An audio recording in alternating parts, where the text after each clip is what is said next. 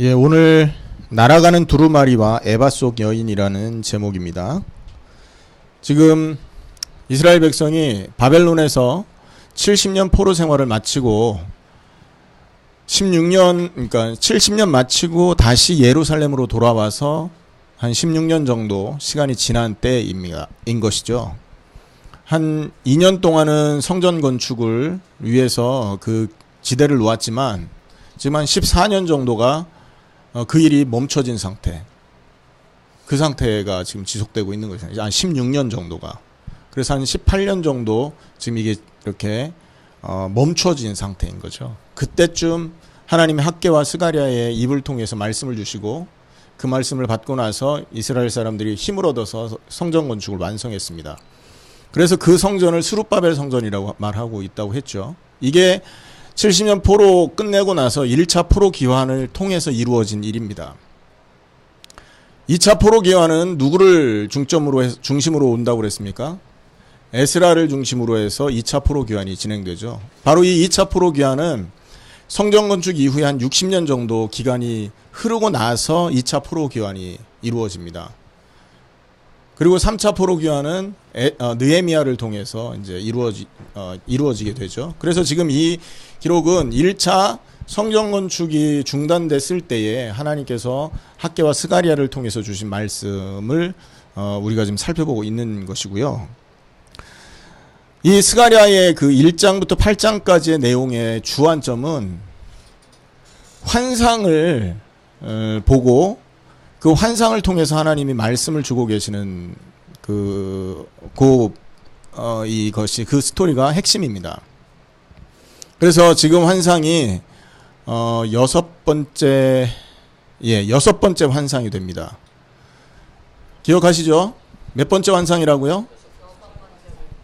지금 날아가는 두루마리가 6번째 환상이고 조금 이따 살펴볼 에바 속에 있는 여인이 7번째 환상입니다.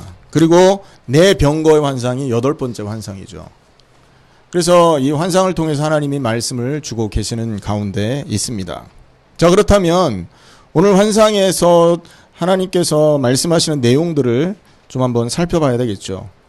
여기에 보면 2절에 내가 대답하되 날아가는 두루마리를 보나이다 라고 말하고 있어요.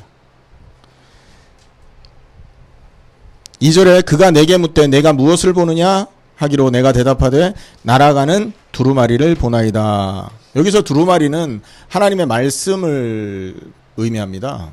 옛날에는 우리가 지금 들고 다니는 이런 책으로 묶여져 있지 않았어요. 책을 이렇게 그 파피루스 같이 가죽 같은 거 이런 큰 종이에다가 글 적고 이걸 말아서 사용을 했죠. 그래서 고대 그런 영화들을 보면 쭉 펴서 글을 읽는 모습들을 보죠. 사실 이런 책들을요, 우리가 들고 다니는 이런 책은 AD 4년 정도에 시작됐다고 합니다. 그래서 4세기 4년이 아니라 그래서 이 옛날 이 두루마리, 여기서 말하는 이 두루마리는 성경책을 의미합니다. 하나님의 말씀이 적혀 있는 책. 그리고 크기가 나옵니다. 그 길이가 20규빅, 또 너비가 10규빅. 이거를 우리가 미터로 환산을 하잖아요. 그러면 크기는 5미터, 너비가 5미터, 길이가 10미터 정도 됩니다. 꽤 큰 성경책이 날아다니는 거예요. 근데 이게 구약 성경의 그 성전의 그런 어떤 성전이 지어진 그 크기를 비교했을 때 요 크기에 딱 맞는 장소가 한 군데가 있는데 그게 어디냐면 성전 뜰이라고 합니다. 성전 현관. 그래서 거기에서는 주로 말씀을 낭독하고 말씀을 선포하는 기능을 했었다고 하거든요. 그러니까 그 크기의 성경책이 날아다니는 거예요. 하늘 위로. 의미가 있죠. 하나님이 말씀을 선포했는데 선포한 말씀이 그렇게 지금 예루살렘 전역을 향해 온 세상을 향해 날아가고 있다라는 것을 보여주고 있는 거죠. 자, 그런데 거기에 이제 글이 적혀 있습니다. 어떤 내용이 적혀 있죠? 3절에 보면 그가 내게 이르되 이는 온 땅 위에 내리는 저주라 도둑질하는 자는 그 이쪽 글대로 끊어지고 맹세하는 자는 그 저쪽 글대로 끊어지리라. 여기서 보면 여러분 십계명의 이 율법 가운데 맹세하지 말라가 몇 번째 계명입니까? 세 번째 계명인가요? 도둑질하지 말라. 여덟째 계명인가요? 그렇게 됩니다. 그러니까 십계명 전체를 다 적지 않고 여기서 두 계명을 딱 뽑아 올려서 그것이 기록됐습니다. 나중에 찾아보세요. 지금 찾아볼 필요 없습니다. 뭐 다 아는 얘기이기 때문에 성경 한 번만 열어보면 다 아는 얘기라서 대충 넘어가고요. 그럼 왜 이 두 구절을 선택했냐? 여러분, 맹세하지 말라라는 이 계명은 하나님을 향한 거짓 맹세를 말하는 거잖아요. 하나님을 향한 죄를 대표하는 율법입니다. 이게 도둑질하지 말라라는 것은요, 사람들을 향해서 수평적으로 행하는 죄악의 대표적인 구절인 거예요. 그래서 여기에 두 구절이 적혀 있다라는 건 하나님을 향한 죄와 세상을 향한, 사람들을 향한, 인간 세상에서 일어나는 모든 죄를 적어 놓고 있다라고 말을 하는 거예요. 그래서 이 두 말씀이 적혀 있는 그 두루마리가 쫙 날아다니면서 저주를 하고 있는 거죠.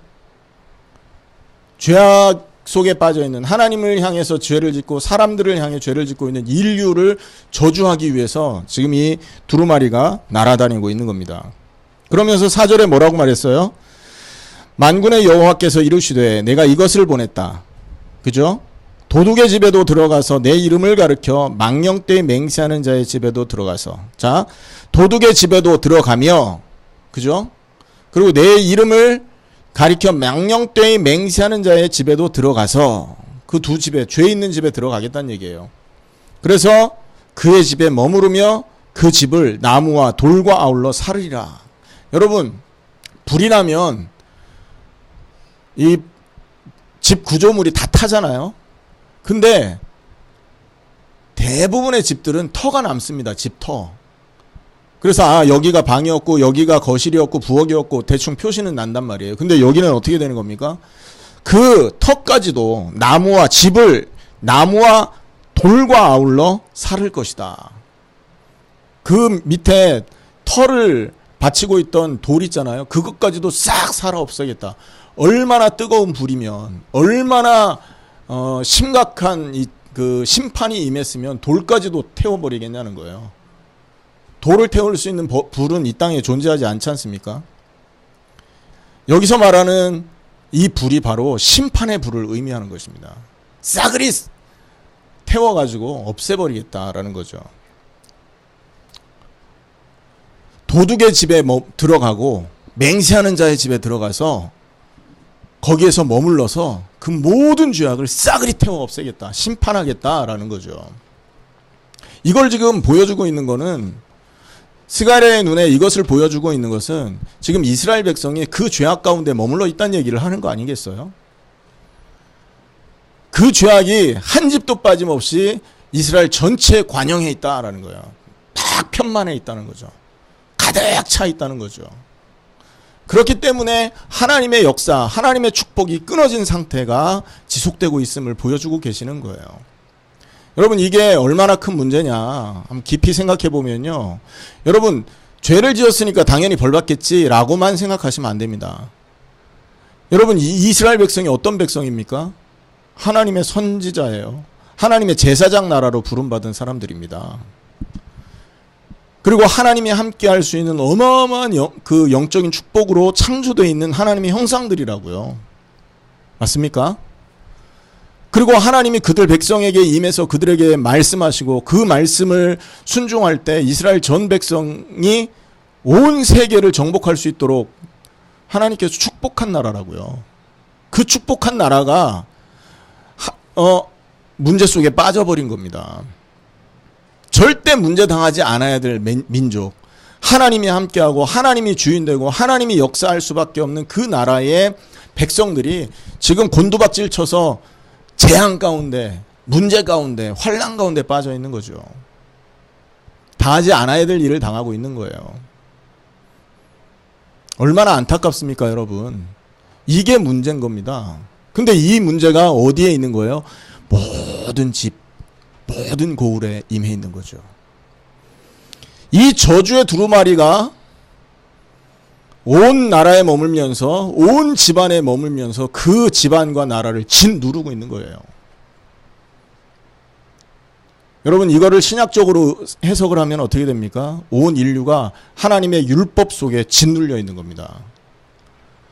여러분 인간이 하나님의 말씀 율법을 지키지 않으면 지옥 가는 거 아닙니까? 지킬 수도 없다고요. 그런데 이 마지막 때의 심판은 뭐냐? 바로 율법에 의해서 심판을 받게 되는 겁니다. 오늘날 여러분 대통령도 법 어기면 감옥 가는 거잖아요. 트럼프 대통령이 혹시 법을 어겼다면 탄핵되고 감옥 가겠죠.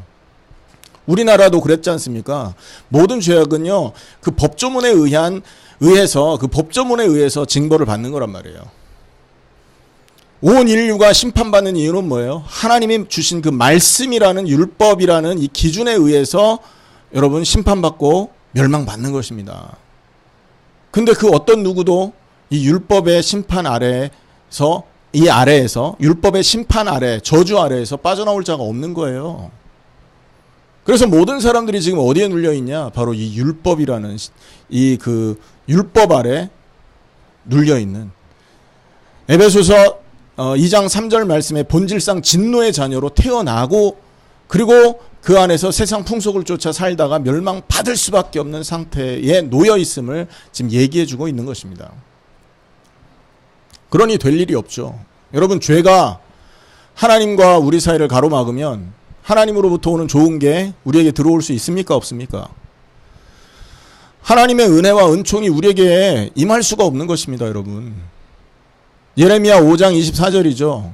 죄가 하나님께 오는 모든 것을 가로막았다라고 말을 하고 있다고요. 이해되십니까, 여러분? 이 죄악이 하나님에게 오는 모든 이른 비와 늦은 비의 축복을 싹 가로막고 있는 거예요. 그러니 문제 속에 빠질 수밖에 없는 거거든요.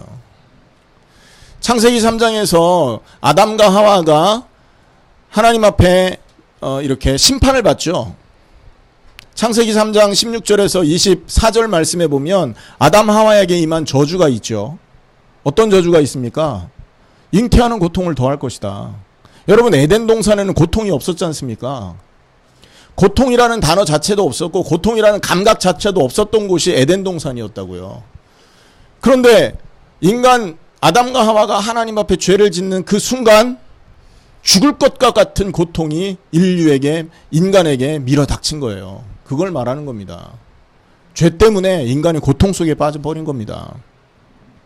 그리고 여자는요, 창세기 2장에서 보면 여자는 아담을 돕는 배필이잖아요. 돕는 존재란 말이에요. 그런데 창세기 3장 이후로 아담이 하와를 지배하기 시작합니다. 이름을 지어줬죠. 여러분 이름을 지어준다는 거 하와라 이름하였더라 라고 하는데요. 이름을 지어준다는 것은 통치 행위를 의미하는 거예요. 아담이 짐승의 이름을 다 지어주잖아요. 그거는 아담의 통치 행위를 말하는 거라고요. 창세기 3장 타락 이후에 전 인류가 타락하게 됐을 뿐만 아니라 여자는 남자의 지배 아래 놓여 있다고요. 그러니 가정 문제가 끊이지 않는 거죠. 여러분 에베소서에는 뭐라고 말합니까? 남편은 아내를 사랑하는데 어떻게 사랑하래요? 예수님이 교회를 사랑한 것 같이, 예수님이 인류를 사랑한 것 같이 사랑하래요. 인류 어떻게 사랑하셨어요? 죽기까지 사랑하셨잖아요. 모든 걸 다 내려주셨잖아요. 그리고 여자는 남편을 어떻게 존경하래요? 교회가 하나님을 섬기는 것 같이 그렇게 섬기라고 하지 않습니까? 원래 그게 이 가정의 모습인데 이 말씀에서 벗어나니까 어떻게 돼요? 남편은 여자를 지배하고 여자는 남편을 거부하고 막 이러면서 가정 문제가 끊어지지 않는 거 아니겠어요? 왜 그런 일이 시작됩니까? 죄악 때문에, 인간이 하나님 앞에 지은 죄 때문에 그런 일들이 펼쳐지고 있는 것입니다. 남자는 수고해야 되고 땅을 갈아야 되고 땀 흘려야 되고, 그러니까 땅도 저주를 받고 경제에도 문제가 오고 온갖 세상에 문제가 온 겁니다. 그리고 영원히 살 수 있는 길, 생명나무로 향하는 길이 막혀지잖아요. 맞죠? 그래서 영원한 생명을 얻지 못하고 심판 가운데 가게 되는 게 인간이라고요. 죄악이 우리 인생 가운데 이렇게 머물러 있고 이 심판의 두루마리가 우리 위에 머물러 있으면 우리는 절대 행복할 수가 없는 것입니다. 이스라엘 백성이 그 죄 가운데 머물러 있었기 때문에 이들은 바벨론의 아수르에 포로되고 바벨론에 포로되어서 바벨론에서 그 모진 고통 속에 70년간을 살다가 간신히 빠져나올 수 있었던 거예요. 하나님이 은혜 주셔서. 여러분 바벨론에 가서 얼마나 고통받았습니까? 우리가 역대 하나 열왕기 하에 보면 마지막 시드기야 임금이 바벨론 잡혀갈 때 어떻게 잡혀갔는지 기록이 나오죠. 아들들을 시드기야 왕이기 때문에 시드기야 자녀들이 있잖아요. 그 눈앞에서 자녀들을 다 죽입니다. 그 슬픔에 자녀가 죽는 모습을 보고 슬픔에 휩싸여 있던 시드기야의 두 눈을 뽑아버립니다. 그리고 옷을 다 벗기고 짐승처럼 착고를 채우고 그 짐승 뒤에 이렇게 줄을 메어서 끌고 갑니다. 그리고는 바벨론 땅에 가서는 노예처럼 부려먹죠. 왜 그런 고통을 당해야 됩니까? 하나님의 백성이. 죄악 때문이라는 거예요. 우리가 왜 죄악 속에 살고 있다고 이렇게 성경은 말합니까? 우리가 율법, 하나님의 말씀에서 벗어난 인생을 살고 있기 때문에 아담 하와부터 하나님 앞에 지은 그 죄악의 상태에서 출생하고 있기 때문에 우리는 어쩔 수 없이 심판받아야 될 존재로 지금 지내고 있는 것입니다. 이 죄악의 이 저주의 두루마리가 고쳐지지 않는 한 우리는 심판을 이길 수가 없는 존재라는 거죠. 그 결과 이스라엘은 고통 속에 머물러 있는 것이고 그 결과 여러분 이 성전 건축이 지금 중단되어 있는 것입니다. 어떻게 해야 되겠습니까? 새로운 말씀을 받아야 됩니다. 아멘. 저주의 말씀, 저주의 두루마리를 그 두루마리에 눌려있는 인생들은 하나님의 은혜의 말씀, 하나님의 새로운 말씀을 받아야 된다고요. 그 새로운 말씀이 누굽니까? 요한복음 1장 1절에 14절 태초에 말씀이 계시니라. 이 말씀이 하나님과 함께 계셨으니 이 말씀은 하나님이시다. 1장 14절에 말씀이 육신이 되어 우리 가운데 거하시니 그 영광을 보고 독생자의 영광이요 은혜와 진리가 그 안에 충만하더라. 누구를 말합니까? 예수 그리스도를 말합니다. 새로운 말씀, 완전한 말씀, 우리를 회복할 축복의 말씀이 우리에게 임하게 될 때 우리는 이 저주의 두루마리에서 벗어나게 되는 것이라는 거죠. 여러분 여기서 말하는 이 두루마리는 말씀이라고 그랬죠. 사실 엄밀하게 말하면 그 말씀의 실체 그리스도를 말하기도 합니다. 근데 이 그리스도가 있잖아요.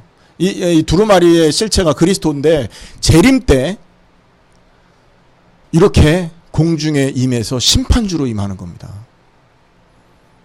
그러니까 우리는 예수님이 이 땅을 심판하기 전에 새로운 하나님의 은혜의 말씀을 붙들고 이 심판의 운명 속에서 빠져나와서 하나님의 은혜의 자리로 빨리 여러분 나아갈 수 있어야 되는 거죠. 저주의 두루마리가 지금 온 세상을 심판하기 위해서 기다리고 있는 겁니다. 이해되십니까 여러분? 이게 지금 1절부터 4절까지의 내용입니다. 우리가 이 저주의 두루마리의 말씀을 피하지 않으면 집의 건물뿐만 아니라 모든 돌멩이까지도 타버리는 거예요. 우리가 여러분 하나님으로부터 오는 새로운 말씀 그리스도의 은혜 속에 들어가지 않으면 우리는 이 저주에 짓눌려서 고통 속에 좌절 속에 멸망 속에 심판 속에 빠지는 존재들이라는 사실을 날마다 기억하고 사시란 말이죠. 이해되십니까 여러분? 이게 지금 이 날아가는 두루마리의 내용을 통해서 보여주는 하나님의 메시지입니다. 자, 그러고 났더니 어떤 일이 벌어집니까? 5절에 보니까 또 천사가 나와서 눈을 들어 나오는 이것을 무엇인가 보아라. 여러분 저주의 두루마리가 싹 거치고 나니까 저쪽에서 뭔가가 하나가 보여요. 근데 이 희미하게 보이는 거예요. 그게 뭐지? 하고 있을 때 천사가 가르쳐 주죠. 6절에 보면 내가 이것이 무엇이니까 하니 이건 이제 뭐예요? 안 보이니까 물은 거죠. 그랬더니 6절에서 그가 이르되 나오는 이것이 에바이니라 하시고, 에바가 뭐냐 하면 곡식을 이렇게 계량할 때 쓰는 그 물건입니다. 한마디로 말하면 항아리 같이 생긴 거, 그런 걸 말하는 거예요. 물건을 잴 때 이제 쓰는 도구인데, 거기에 그 에바에 뭐가 앉아 있어요? 7절에 이 에바 가운데는 한 여인이 앉았느니라. 7절에 나왔죠. 그래서 에바 가운데 여자가 딱 들어가 있어요. 그리고 나서는 둥근 납조각이 들리더라. 무슨 말이에요? 한마디로 말하면 에바를 닫을 뚜껑이 이렇게 올라오는 거죠. 8절에 그가 이르되 이는 악이라 하고 여인을 에바 속으로 던져놓고 납조각을 에바 아기 위에 던져 덮더라. 자, 여기까지 이해되시죠? 큰 항아리 같은 게 있었고 거기에 여자가 앉아 있는데 이 납조각 뚜껑 같은 게 올라와서 덮어버린 겁니다. 그 여자가 막 나오려고 하니까. 그리고 이제 9절에는 또 내가 눈을 들어본 즉 두 여인이 나오는데 하계 날개 같은 날개가 있고 그 날개에 바람이 있더라. 그러니까 여기서 두 여자는 날개를 갖고 있는 여자 아닙니까? 무슨 일을 했습니까? 날개를 가지고 있는 여자들이 나타나서는 그들이 그 에바를 천지 사이에 들었기로, 하늘 위로 들어 올린 거죠. 천지 사이는 하늘 아닙니까? 공중으로 들어 올린 겁니다. 그리고 나서 옮겨가기 시작합니다. 어디론가 옮겨가는 거죠. 그러니까 10절에 어디로 옮겨갑니까? 물었더니 11절에 내가 그들을 시날 땅으로 가서 그것을 위하여 집을 지으려 함이라. 그리고 그것이 증공되면 그 제처소에 머물게 되리라, 이 말을 하고 있습니다. 자, 그럼 여기서 에바와 그 여인은 뭘 상징하느냐? 여인은 악을 상징합니다. 악. 여기 이미 나왔죠. 8절에 그가 이르되 이는 악이라 하고 그 여인을 에바 속으로 던져 넣었고, 또 다른 말로 여러분 악의 실체, 인간을 죄악 속에 빠뜨리게 하는 실체가 누구예요? 사탄이죠. 어떤 사람은 이게 그 당시에 유행하던 여신 아세라, 바알과 아세라 신들을 상징하기도 한다, 이렇게 말을 합니다. 그것을 항아리에 집어넣고 꼼짝 못하게 하는 거죠. 그리고 뚜껑을 닫은 겁니다. 그리고 나서는 꼼짝 못하게 그 사단과 악을 봉해서 어디로 데리고 가요? 시날 땅으로 데리고 가요. 시날 땅이 어디냐면 바벨론 땅을 의미합니다. 이 바벨론에서 이 사람들이 70년 동안 포로 생활했잖아요. 그죠? 죄악을 심판받고 있었던 그곳을 말하거든요. 그리고 이 시날 땅은 또 어떤 의미가 있는 땅이냐면 니므롯이 인간의 왕국을 세운 곳입니다. 여러분 단무스 기억하십니까? 에스겔서에 나오는 단무스를 위하여 떡을 짓고 애곡하더라 하는 말이 있었죠. 이 단무스의 아버지가 니므롯이고 엄마가 세미라미스라는 여신입니다.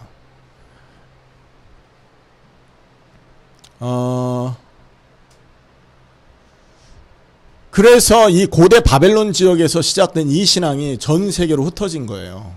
그래서 천주교의 여신 사상, 그러니까 마리아 사상에도 이 그 여신 사상이 영향을 주고 애굽에도 영향을 주고, 그러니까 인간의 왕국, 하나님 없는 왕국이 시작된 시발점이 됐던 곳이 바로 이 시날 땅이었던 거예요. 그리고 창세기 10장에는 이 시날 땅이 바로 바벨탑을 쌓았던 곳이에요. 거기에 하나님이 바벨탑 쌓는 그곳에 내려오셔서 그들의 언어를 혼잡케 했죠. 그리고 여러분 계시록 17장을 한번 보겠습니다. 다 찾아보세요. 혹시 졸리시는 분은 성경 보고 잠을 깨시기 바랍니다. 계시록 17장 5절 한번 읽어보겠습니다. 같이 읽습니다. 시작. 그의 이마에 이름이 기록되었으니 비밀이라, 큰 바벨론이라, 땅의 음녀들과 가증한 것들의 엄이라 하였더라. 바벨론, 그리고 그 땅의 음녀들, 가증한 것들의 어미. 계시록 17장 5절이었고요. 18장 2절을 보겠습니다. 계시록 18장 2절 시작. 힘찬 음성으로 외쳐 이르되 무너졌도다 무너졌도다 큰 성 바벨론이여 귀신의 처소와 각종 더러운 영이 모이는 곳과 각종 더럽고 가증한 새들이 모이는 곳이 되었도다. 자, 왜 그 에바 속에 있던 여인을 가두고 에바에다 가두고 천사 둘이 그것을 옮겨다가 신할 땅에다 갖다 놨겠냐라는 거죠. 거기는요, 음녀가 심판받는 곳이고 그곳은 더러운 귀신과 영들이 거하는 처소고, 이 구약 시대의 의미로는 신당과 신전들을 의미합니다. 우상 숭배들이 있었던 그런 곳들이죠. 한마디로 악의 거처를 의미하는 곳입니다. 여기서 의미는, 그러면 하나님이 세상 사람들 중에 우상 숭배하는 사람을 이렇게 위해서, 우상 숭배하는 사람을 위해서 특별하게 장소를 예비한다 뜻이 아니에요. 하나님의 백성들, 지금 죄악이 거쳤잖아요. 두루마리가 날아갔지 않습니까? 그러고 나서 지금 보인 거거든요. 그 땅을 하나님께서 보존하겠다는 뜻인 겁니다. 하나님의 백성들을 죄악에서 멀게 하고 사단의 권세에서 멀게 해서 보호하시겠다라는 뜻인 거예요. 하나님의 백성이 거하는 곳과 완전히 분리시켜서 하나님의 백성들을 거룩하게 보존하시겠다라는 것을 보여주고 계신다는 거죠. 여러분, 스가랴 선지자를 통해서 사실은 좀 뜬금없는 거와 같을 느낌을 받을 환상들을 하나님 보여주고 계셔요. 근데 이거를 읽지 않습니까? 가만히 복음과 연관지어서 묵상을 해보면 그리스도께서 임하셔서 행하실 완성된 이 십자가와 부활의 응답이라는 것을 깨닫게 되는 것입니다. 십자가에서 예수님이 피 흘려 죽으실 때 우리의 죄악이 함께 죽고 없어진 거 아닙니까? 예수님만 그 자리에 달렸다고 생각하면 안 된다니까요. 그 자리에 누가 달려 죽은 거예요? 내 죄악과 내 인생, 하나님을 떠나서 죄 속에 파묻혀 살던 내 인생이 거기 죽었던 거예요. 태어나기도 전에 하나님이 2000년 전에 이미 죄악을 거기에서 못 박아 죽게 했다는 거죠. 그래서 예수님은 고린도 후서 5장에 보면 십자가에서 죄인으로 죽은 게 아니라 죄가 되셨다고 말하잖아요. 이해되십니까? 그래서 가상 7원에서 보면 예수님께서 십자가에서 하신 말씀 중에 하나가 엘리 엘리 라마 사박다니 어찌하여 나를 버리시나이까. 하나님은 죄하고 함께 할 수가 없지 않습니까? 그러니까 하나님이 예수님과 멀어진 거예요. 그것이 너무 애통하고 너무나 억울하고 너무나 여러분 상처가 됐던 겁니다. 예수님께는. 어찌하여 나를 버리시나이까. 왜 그 고통을 받으십니까? 저와 여러분의 죄악을 함께 못 받고 더 이상 그 죄악의 종로로 타게 하지 않으시기 위해서 십자가에서 그 고통을 당하신 거 아니에요. 그 순간 우리는 어떻게 된 겁니까?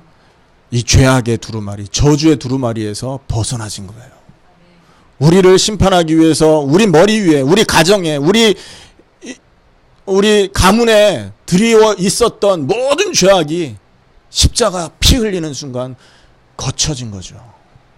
할렐루야. 로마서 8장 1절 이전에는 그리스도 예수 안에 결코 정죄함이 없나니 그리스도 예수 안에 있는 생명의 성령의 법이 죄와 사망의 법에서 너희를 뭐했다? 해방하였다. 하나님이 너희를 의롭다 여기시는데 누가 너희를 정죄할 것이냐? 죽으실 뿐 아니라 살아나시는 인 예수시니 누가 우리를 대적할 것이냐? 놀라운 은혜의 말씀인 줄 믿습니다. 그 예수 그리스도의 십자가에 동참하는 자, 그 십자가와 연합하여 죽고 예수님의 부활과 연합하여 살아나기를 원하는 자는 누구든지 구원을 얻게 되는 것입니다. 누구든지 주의 이름을 부르면 구원을 얻으리라 그랬기 때문에 그 말씀에 의지하는 자들은, 그 말씀에 의지할 수 있는 믿음을 가진 자들은 다 구원을 받고 저주의 두루마리에서 벗어나게 되는 거죠. 그뿐만이 아니라 에바 속의 모든 악을 하나님께서 그 사람에게 영향 주지 않게 하기 위해서 에바 속에 악을 담아서 저 신할 땅으로 멀리 옮기는 거예요.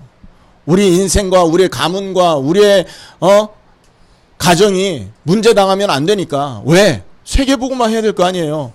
하나님께 영광 돌리고 하나님을 예배하고 주의 이름을 높이는 인생을 살아야 될 거 아니에요. 그러니까 모든 악을 거기에서 치워주시는 거예요. 사단이 건들지도 못하게, 귀신 세력이 만지지도 못하도록 하나님이 그리스도 십자가 의지하는 순간 우리를 악에서, 사단에게서 멀리 떼어주신다는 거죠. 믿으십니까, 여러분? 이 믿음을 가질 때 우리는 모든 사단의 역사, 죄악의 역사에서 해방되고 하나님의 자녀로서 나를 위한 인생이 아니라 주를 위한 인생으로 변화되는 삶을 살게 되는 것입니다. 오늘 말씀을 간단히 정리를 하겠습니다. 지금 이스라엘 사람들은 꿈에도 생각 못한 겁니다. 왜요? 늘 자기 눈앞에 있는 이익을 위해서, 자기 눈앞에 있는 삶을 영위하기 위해서 하루하루 살았던 사람들이거든요. 그러다가 자기 눈앞에 문제가 탁 터진 겁니다. 아니 지금 성전 그 재건을 위해서 기초공사하는데 문제가 탁 터지니까 힘들었거든. 아유 이거 그만두고 싶었는데 핑계거리가 없었거든요. 근데 핑계거리를 딱 찾은 거예요. 마치 울고 싶은데 누가 옆에서 뺨 때려준 거지.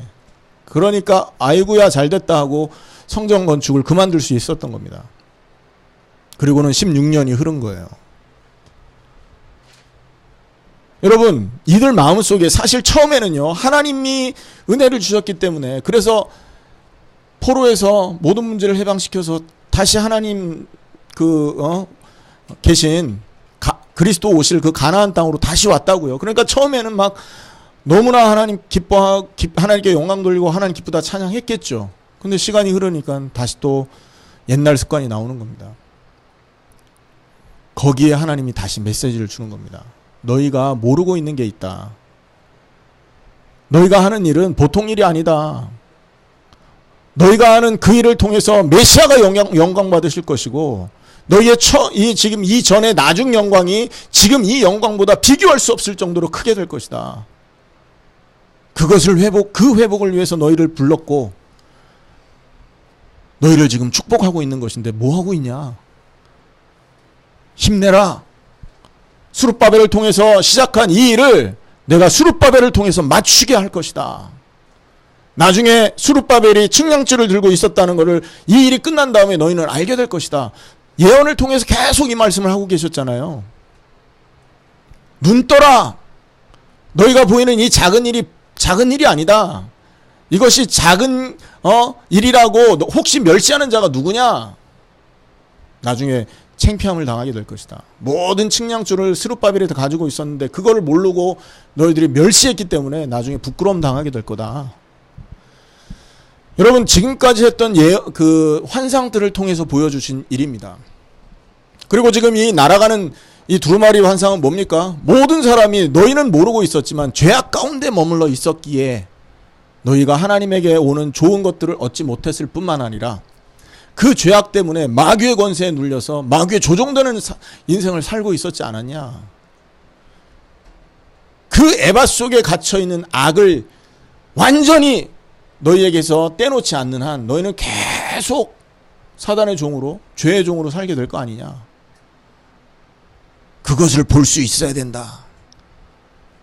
그 시대 사람들에게 가르쳐 준 겁니다. 그러니까 그 사실, 우리가 죄악 속에 빠져 있었기 때문에 하나님의 은혜를 입지 못했구나라는 게 깨달아진 사람들에게는 어떤 결단과 어떤 삶이 시작됐겠습니까?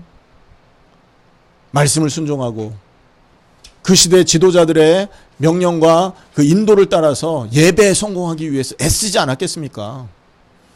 에스라서를 보면 나오잖아요. 말씀이 선포됐을 때 모든 사람이 무릎 꿇고 울지 않습니까? 자기들 회개하면서. 그죠? 이 시대 우리에게 주는 메시지가 큽니다, 여러분. 그리스도가 십자가를 통해서 모든 죄악과 사단의 권세를 해결하셨습니다. 이 사실을 믿는다면 우리는 더 이상 저주 아래 갇혀 있는 자가 아니라는 것을 알고 살아가게 되는 겁니다. 두려워할 게 없는 것이죠. 이미 다 끝나 있으니까. 두려워하거나 염려하거나 불안하거나 초조한 생각과 마음 때문에 우리가 늘 인생 살아가는데 답답해하는 마음이 계속되고 있다면 믿음을 놓친 것입니다. 믿음 회복하기를 축원합니다. 십자가에 죽으신 예수 그리스도는 모든 저주 재앙을 해결하신 분이에요. 그래서 그분을 참 제사장이라고 말하고 있는 것입니다. 죽음의 권세를 깨뜨리고 부활하신 예수님은 모든 흑암과 저주 사단의 권세를 깨뜨린 참된 왕이 되신 겁니다. 이 사실을 믿는다면 어떤 사단의 권세, 어떤 귀신의 역사도 두려워하지 않게 되는 거죠. 맞습니까, 여러분? 여러분, 오늘 우리에게 이 믿음을 회복해야 될 줄 믿습니다. 그뿐 아니라 예수님은 참된 말씀입니다. 그래서 그 말씀 잡을 때 우리는 하나님과 교제하고 교통하게 되는 축복의 인생을 살 수 있는 것이에요. 믿음 회복하길 바랍니다. 왜 그렇습니까? 그분은 참된 선지자시기 때문에. 예수님이 참된 제사장이요, 참된 왕이요, 참된 선지자라는 그 사실을 믿는 믿음이 내 속에 정말 뿌리 내려 있다면 더 이상 나를 위해 살지 않게 되어 있다는 거죠. 모든 문제에서 해방받고 주를 위해 살 수밖에 없는 인생으로 변화될 수 있다는 거죠. 오늘 두 가지 환상을 통해서 주신 하나님의 말씀을 여러분 기억하시고 그리스도를 통해서 완전 성취됐음을 여러분이 항상 놓치지 마시기를 예수님의 이름으로 축원합니다. 기도하겠습니다.